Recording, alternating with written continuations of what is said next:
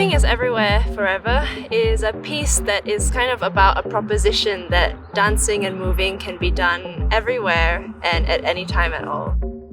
The piece is groovy, hypnotic, exciting and vibrant, and the music that I'm using is by a Welsh electronic music duo called Larch, and they create this soundtrack that's kind of like rhythmical, with lots of beats that will make you really, really want to move, especially when you see the dancers moving.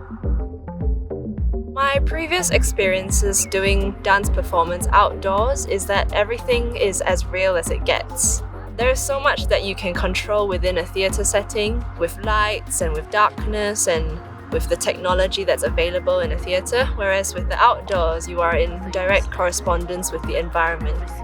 It's exciting and it very much brings me and my work as a dance artist to a very raw sense of reality.